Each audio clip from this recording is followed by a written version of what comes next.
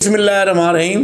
जलवारेज दवाखाने की तरफ से आज का जो नुस्खा है ददरी को खत्म करना। किसी भाई ने मुझे मैसेज किया है कि हमें ददरी का इलाज बताएं। मेरे मोहतरम, आपके लिए ये नुस्खा है, इनका इस्तेमाल से फौरन ही ददरी खत्म हो जाएगी।